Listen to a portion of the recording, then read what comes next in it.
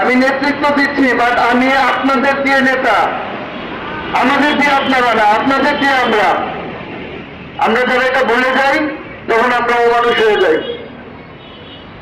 আজকে দেখেন কত নগর বেশ কমপ্লেক্সের কত নগর বেশ বসে বড় বড় কথা বলতেছে, অনেক জায়গায় ফোন দিচ্ছে, ফোন দিয়ে ভিডিও করে দেখাইতেছে, দেখো এখানে কাজ চলতেছে।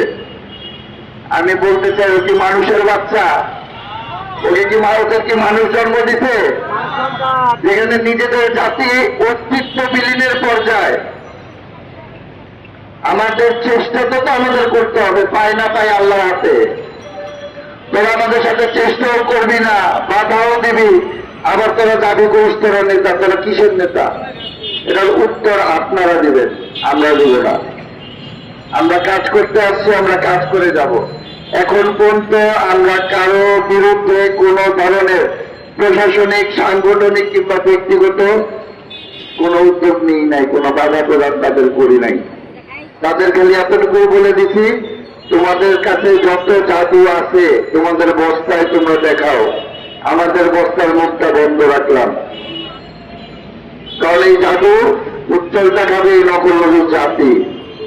আমরা জাতির জন্য করতেছি, এই জাতি তোমাদের উত্তর দেবে তোমরা কি আসলে নেতা না কি।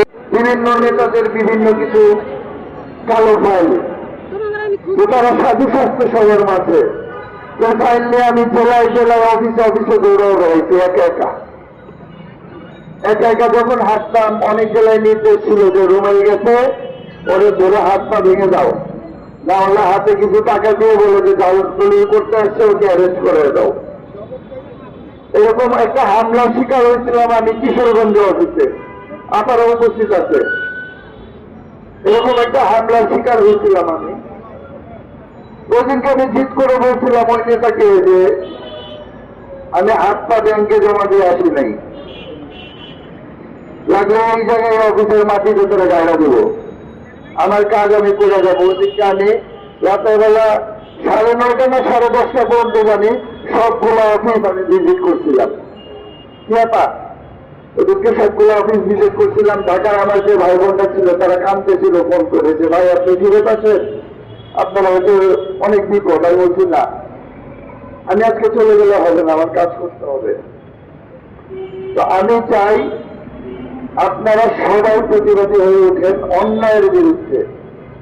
আমার যে সকল স্যাররা আমাদের সহযোগিতা করবে, যে সকল স্টাফরা আমাদের সহযোগিতা করবে, কাজে সহানুভূতি দেখাবে, সম্মান করবে, তাদের সর্বোচ্চ সম্মানটা দেওয়ার চেষ্টা আপনারা করবেন।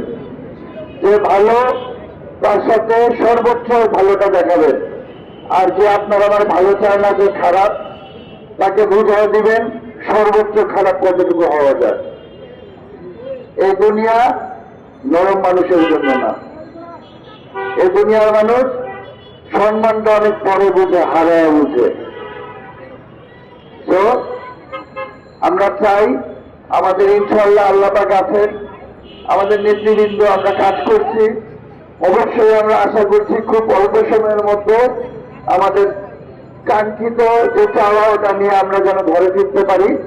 আর আমাদের ঘরে ফিরাটা হবে একটা নতুন দেশে, একটা নতুন রূপে। যে সকল ভাই বোনরা আজকে বিরোধিতা করছে আপনাদের, যে সকল ভাই বোনরা আজকে আপনাদের আসতে বাধা প্রদান করছে, এই বাধাগুলো যেন আর না থাকে, ওই দালালগুলো যেন আর দালালি না করতে পারে আপনাদের মধ্যে। প্রত্যেকটা অফিস, প্রত্যেকটা থানা আমি পরিবর্তন চাই। আমরা কতদিন বাঁচবো জানি না, কিন্তু আমরা এতটুকু বলে যেতে চাই যেন মৃত্যুর এক মুহূর্ত পর্যন্ত যেন মনের মধ্যে ওই শান্তিটা থাকে যে আমরা পরিবর্তন আনতে পারছি আপনাদের মধ্যে, সবাই ভালো আছে। আমরা চাই 16,245টি পরিবারের ভালো থাকার উচিলা হয়েছে। আমরা এখানে চাঁদাবাজি কিংবা ধান্দাবাজি করতে আসিনি। দেখেন আমরা নকল বিষয়রা, ছেলে বলেন মেয়ে বলেন, আমরা প্রত্যেকদিন রাত্রেবেলা ঘরে ফিরে কাজ ছেড়ে। হয়তো আমার স্ত্রী আমাকে বলে যে কালকে বাজারটা লাগবে, হয়তো আমার সন্তানের কিছু চাহিদা থাকে, বাবা মার কিছু চাহিদা থাকে, আমাদের পকেটে টাকা দেয়। রাত্রে শোয়ার সময় আমরা কিন্তু আল্লাহরে ডাকি, যে যে ধর্মেরই হই, আল্লাহকে ডাকি, ভগবানকে ডাকি। কিন্তু দেখেন পরের দিন আল্লাহ পাক কোনো না কোনো ভাবে কিন্তু আমাদের চাহিদাটা কিন্তু ব্যবস্থা করে দেয়। তাহলে আমরা যদি আল্লাহ আমাদের সাহায্য করে, আমরা ওই অফিসারদের কাছে, ওই দালালদের কাছে কেন আমরা মাথা নত করি? আমরা কি আল্লাহর কাছে মন করে চাইতে পারি না? আপনারা সবাই চেষ্টা করেন, আপনারা পারবেন, আপনারা সবাই পারবেন। মনের ভিতর যে মানুষটা ঘুমায় আছে ওটা জায়গায় চলেন, সবাই পারবেন ইনশাল্লাহ। কাউকে ঠেকে যাওয়া পারবে না কেউ। আল্লাহ হাফেজ। এতদিন 2019 সালের ঘটনা ভুলে গেছেন। আমি রফিক ভাইয়ের নেতৃত্বে আমরা দুইজন দাবি বাস্তবায়নের জন্য এখানে দাঁড়ানোর চেষ্টা করছিলাম। আমার প্রায় 26 জন কর্মীকে আটক করা হয়। 22 জন হাত পা ভাঙে, হৃৎপিণ্ডের হাড় ভেঙে গেছিল, হাড় ভেঙে গেছে, স্পাইনাল কর্ডের হাড় ভেঙে গেছে, হাত ভাঙছে, পা ভাঙছে। কি ভয়ানক একটা অবস্থা।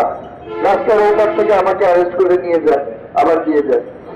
ওদিনকার রাত 2:30 পর্যন্ত আমি শুধু বিভিন্ন থানা থেকে নকল নোটিশ বার করে নিয়ে আসছি। এই যে মেট্রো রেলের স্টেশনটা দেখতেছেন, এই জায়গায় ছিল তখন ফুটওভার ব্রিজ।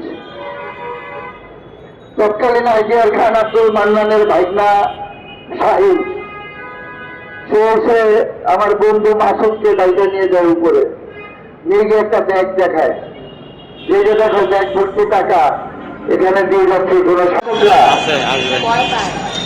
এমন দেখলে ভয় পায়। কেন ভয় পায়? যে জানে যে তারা, যে আপনি যখন সৎভাবে কিছু করবেন আপনার ভেতর কোনো ভয় থাকবে না, কিন্তু আপনি যখন অন্যায় ভাবে কিছু করবেন আর আমি যদি তখন প্রতিবাদ করি তাহলে কিন্তু আপনি ভয় পাবেন। তো এই অন্যায় প্রতিবাদ করতে করতেই কিন্তু আমার ছোট বোন সোনিয়া এখন কিন্তু বাঘিনী কন্যা। হ্যাঁ, ওকে আন্দোলনের মাঠে সবাই বাঘিনী হিসেবে চিনে। যাক, এরকম আমার অনেক বোন আছে যারা হয়তো মনের ভিতরে ওই সাহস, ওই শক্তিটা আছে। যেমন একজনের কথা না বললেই না, যেহেতু আমরা একটা ফ্যামিলি, সবাই সবাইকে চিনা উচিত, জানা উচিত, সবার ভালোটা জানা উচিত। আমার এক বোন এখানে বসে আছে, সে কখনো মাইক্রোফোন ধরে না হাতে, কিন্তু এই আন্দোলন সংগ্রামের বয়স তো আমাদের কম না। বিশেষ করে আমি 2 বছর যাবৎ এটার সাথে জড়িত। যখনই যে এই কেন্দ্র কমিটি ছিল, বলছে যে রুমেল এটা অমুক জায়গায় এই সমস্যা, চেষ্টা করছি সাথে সাথে কেউ সমাধান করার। এরকমই আপনারা জানেন যে একদিন কমপ্লেক্সে একবার আমরা 3 দিন রেস্টে বন্ধ করে রাখছিলাম, জানেন না? 3টা দিন শুধু কমপ্লেক্স আমরা কাজ বন্ধ রাখছিলাম। আমাদের নেতৃত্বে আন্দোলনটা ছিল। ওই সময় চাঁদপুরে আমার এক বোন, যে আমার মানে কি বলবো, যে আমার নকল নবিশ জাতির জন্য নিবেদিত প্রাণ, তখন এই বোনকে বলছিলাম, সে ফোন দিছে যে ভাই আপনার ওখানে কি হচ্ছে? বলছিলাম যে আমাদের এখানে তো এই প্রবলেম, আমরা এই রকম একটা পদক্ষেপ নিচ্ছি, আমরা রেস্টে বন্ধ করে দিচ্ছি, জেলা রেজিস্ট্রারকে আটকায় রাখছি তালা দিয়ে।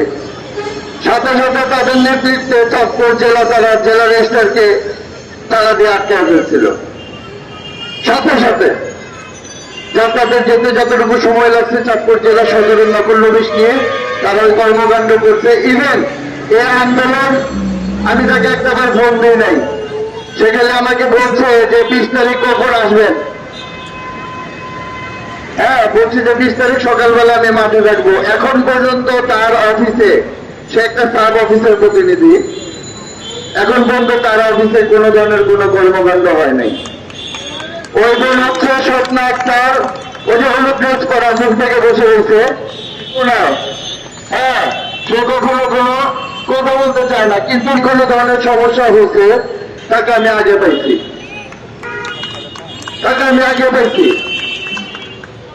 একটা সময় আমার খুব একটা বিপদ ছিল। আমি একটা জরুরি মিটিংয়ে, আমি এমন এক জায়গায় মিটিংয়ে ছিলাম, আমার মিটিংয়ে আমি ফোন করতে পারতেছিলাম না, সংসদ ভবনের ভিতরে ভোরবেলা চলে গেছি। তো আমার ওয়াইফের ওদিনকে খুব বড় একটা অ্যাক্সিডেন্ট হয়। তো বিপদের সময় পাশে কেউ ছিল না। এই বডি চাঁদপুর থেকে এসে আমার ওয়াইফকে নিয়ে রেস্কিউ করে মেডিকেলে নিয়ে গেছে। রাত্রে 12টা 12:30 থেকে তাদের সাথে আমার দেখা হয়। তো ফেরত জানাই এই সকল নকল নবিশকে। অবশ্যই আমাদের মধ্যে ভালো অনেক নকল নবিশ আছে, যাদের উত্তম, যাদের সহযোগিতা আজকে আমরা আপনাদের জন্য মাঠে দাঁড়িয়ে রয়েছি। তারা না থাকলে হয়তো আমরা থাকতে পারতাম না। তো সবাই দোয়া করবেন, একজন আরেকজনের সমপূরক হওয়ার চেষ্টা করবেন। আমি চেষ্টা করেছি